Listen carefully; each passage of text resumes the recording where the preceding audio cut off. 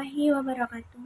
Halo teman-teman, perkenalkan nama saya Ausawiya dengan NIM 12470323308 dari kelas 4C jurusan S1 Akuntansi.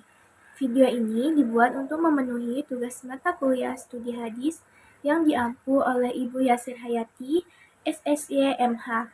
Tujuan pembahasan ini adalah untuk menjelaskan pengertian hadis mardud karena sanadnya terputus dengan nyata, mengetahui macam-macamnya, serta memahami alasan mengapa hadis tersebut tidak dapat dijadikan hujjah dalam penetapan hukum Islam. Pada kesempatan ini, saya akan membahas tentang hadis mardud karena sanadnya terputus dengan nyata.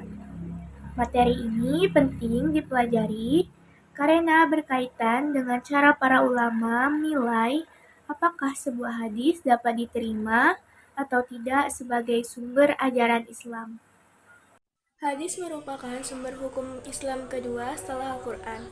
Hadis digunakan sebagai pedoman dalam memahami ajaran Islam secara lebih rinci dalam kehidupan sehari-hari. Namun, tidak semua hadis dapat langsung dijadikan dasar hukum.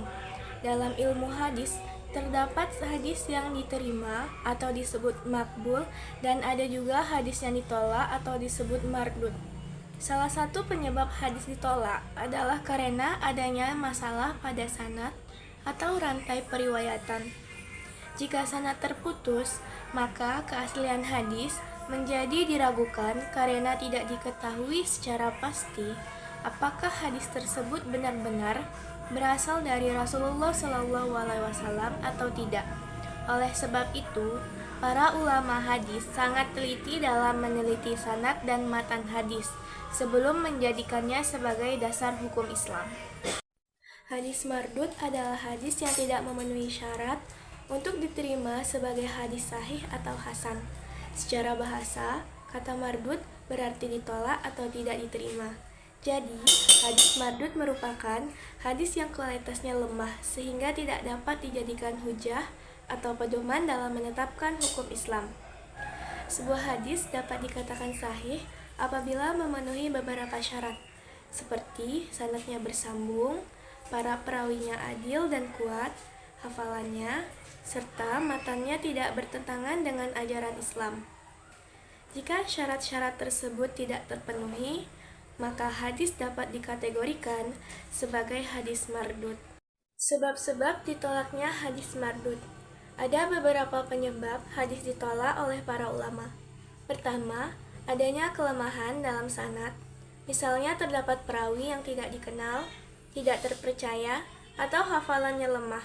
Selain itu, sanad yang terputus juga menyebabkan hadis menjadi lemah karena proses periwayatannya tidak jelas. Kedua, adanya masalah pada matan atau isi hadis. Hadis dapat ditolak apabila isinya bertentangan dengan Al-Quran, tidak sesuai dengan akal sehat, atau bertentangan dengan prinsip-prinsip dasar Islam seperti keadilan dan kemaslahatan. Ketiga, hadis juga dapat ditolak apabila bertentangan dengan fakta sejarah atau ilmu pengetahuan yang sudah terbukti secara pasti. Namun, para ulama tetap berhati-hati dalam menilai hal tersebut agar tidak terburu-buru dalam menolak sebuah hadis. Macam-macam hadis mardud karena sanadnya terputus. Selanjutnya kita masuk ke pembahasan inti, yaitu macam-macam hadis mardud karena sanadnya terputus dengan nyata.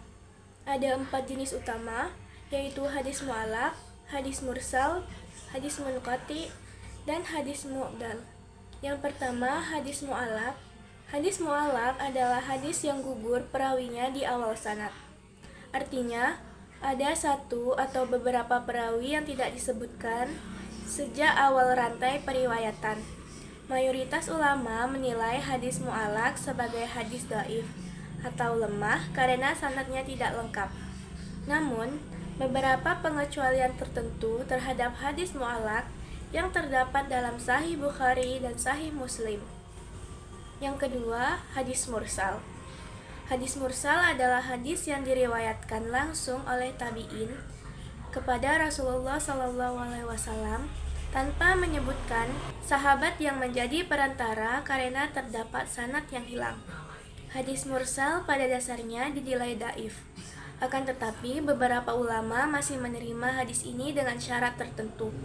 Misalnya, apabila perawi yang meriwayatkannya dikenal terpercaya. Yang ketiga, hadis munqati. Hadis munqati adalah hadis yang sanadnya terputus di bagian tengah. Artinya, terdapat perawi yang hilang di tengah rantai periwayatan hadis. Karena ada perawi yang tidak diketahui identitasnya, hadis ini juga dianggap lemah oleh para ulama. Namun, apabila ditemukan sanad lain yang lebih lengkap, hadis tersebut dapat diperkuat. Yang keempat, hadis mu'dal. Hadis mu'dal adalah hadis yang gugur dua perawi atau lebih secara berturut-turut dalam sanadnya. Jenis ini dianggap lebih lemah dibanding hadis munqati dan hadis mursal karena tingkat keterputusan sanadnya lebih parah. Oleh karena itu, hadis mu'dal termasuk hadis yang sangat lemah dan sulit dijadikan sebagai dasar hukum Islam. Kesimpulan dari pembahasan tadi dapat disimpulkan bahwa hadis mardud adalah hadis yang ditolak karena tidak memenuhi syarat keabsahan hadis. Salah satu penyebab utamanya adalah sanad yang terputus baik di awal, di tengah, maupun di beberapa bagian sanad. 4 jenis hadis mardud karena sanadnya terputus yaitu hadis mu'allaq, hadis mursal, hadis munqati, dan hadis mu'dal. Dengan mempelajari hal ini, kita dapat lebih teliti dan berhati-hati dalam memahami hadis sebagai sumber ajaran Islam, sehingga tidak mudah menerima hadis tanpa mengetahui kualitasnya terlebih dahulu. Sekian materi yang dapat saya sampaikan. Semoga pembahasan ini dapat menambah wawasan dan pemahaman kita mengenai ilmu hadis. Terima kasih atas perhatiannya. Wassalamualaikum warahmatullahi wabarakatuh.